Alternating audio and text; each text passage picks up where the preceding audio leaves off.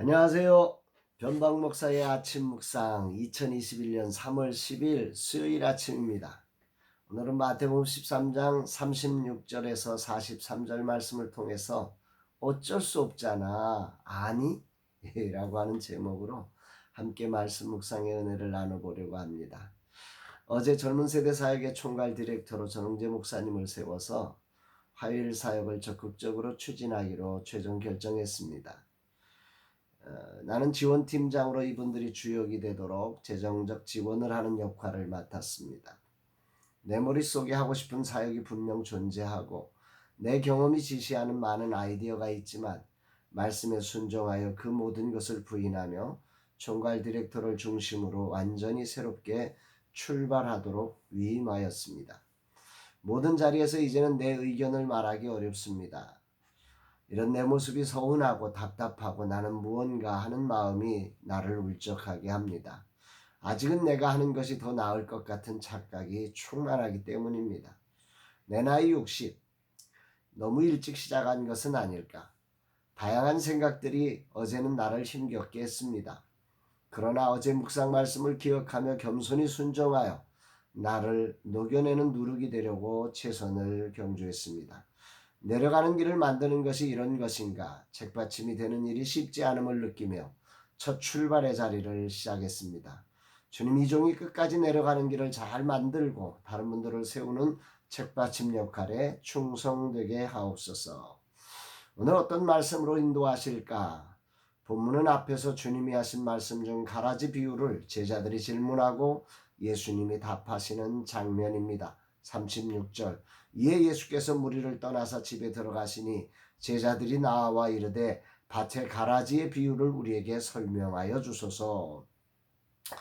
이 말씀 중에 무리를 떠나사, 이 말씀이 첫 울림의 말씀으로 들려집니다. 세상에서 가장 힘겨운 자리가 자신을 환호하는 무리를 떠나는 일일 것입니다. 무리의 환호는 무서운 힘을 가지고 있죠. 주님의 위대하심은 자신의 자리를 떠나는 것에 있음을 봅니다.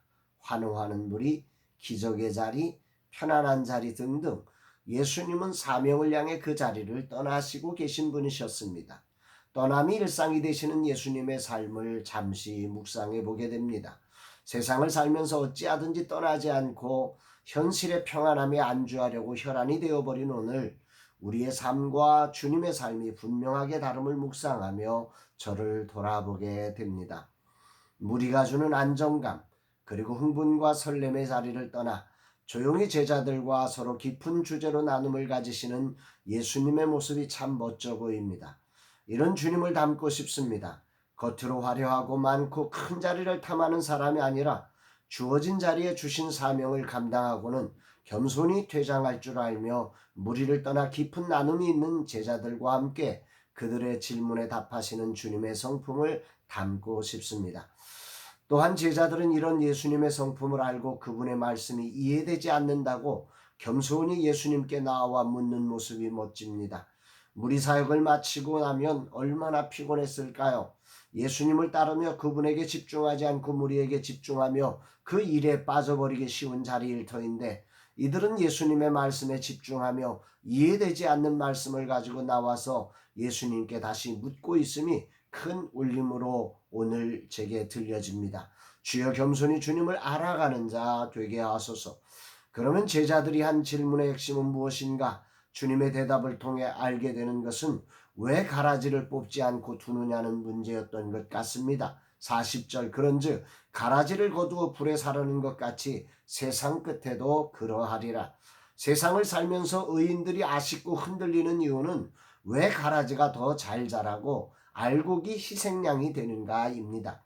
아마도 이것은 영원한 숙제처럼 바르게 주님을 따르고 싶은 모든 사람의 고민일 것입니다. 많은 의인이 가라지 때문에 의인이기를 포기하고 그들도 가라지 역할로 자리를 바꾸어 탄 경우들이 많은 세상입니다. 세상이 그러하기에 어쩔 수 없다는 핑계로 말입니다. 과연 진실일까? 주님의 대답은 이렇습니다. 41절 43절. 인자가 그 천사들을 보내리니 그들이 그 나라에서 모든 넘어지게 하는 것과 또 불법을 행하는 자들을 거두어 내어 풀무불에 던져 넣으리니 거기서 울며 이를 갈게 되리라. 그때 의인들은 자기 아버지의 나라에서 해와 같이 빛나리라. 귀 있는 자는 들으라. 주님의 심판이 마지막에 있다는 말씀이고, 그때까지 의인의 자리를 지켜낸 자들에게 그 나라에서 해와 같이 빛나는 영광이 임한다고 하십니다. 내일의 영광은 오늘의 고생과 수치를 감당하는 인내에서 얻어지는 것임을 우리는 세상을 살면서 늘 경험합니다. 특히나 내 자존심과 내 스타일을 죽이지 못해 이 영광의 자리에서 떨어져 나와 가라지가 되어버리는 일이 얼마나 많은지 모릅니다. 그러나 저는 믿습니다. 그리고 도전합니다. 가라지의 생명력보다 알곳의 생명력을 더 강하게 하시는 주님의 능력과 지혜를 말입니다. 이 믿음으로 나는 가라지로 실망하지 않고 알곡의 생명력이 풍성한 결실을 주님 앞에 드리는 자가 되고 싶습니다. 주여 나를 사용하옵소서. 오늘 내려가는 길을 만드는 사람으로 책받침 역할을 하기로 작정했지만 다양한 자리에서 나로 다시 가라지의 모습으로 돌아가라고 위협할 것입니다. 세상이 이러하니까, 저 사람이 저러니까, 이것은 어쩔 수 없으니까 하면서 나로 의인의 자리를 버리고 가라지의 자리에 서라고 사단은 유혹과 위협과 핍박을 할 것입니다. 그러나 나는 주님을 믿습니다. 그래서 주님의 길을 갈 것입니다. 주님을 닮아가는 제자로 끝까지 의인의 삶으로 주님 앞에 발견되고 싶습니다. 주님, 오늘도 다양한 삶의 길목에서 나로 의인의 자리를 빼앗기 위해 우는 사자처럼 달려올 사단과의 영적 전쟁에서 이런저런 변명을 하며 가라지의 자리로 내려가지 않게 하소서. 더 겸손히 주님을 알아가며 어찌하든지 의인의 삶을 살아내게 하소서. 주님의 지혜와 권능으로 이것을 이기게 하소서. 이런 기도를 하게 됩니다. 사랑하는 여러분, 오늘도 우리는 하나님 나라를 이루는 그리스도의 제자들입니다.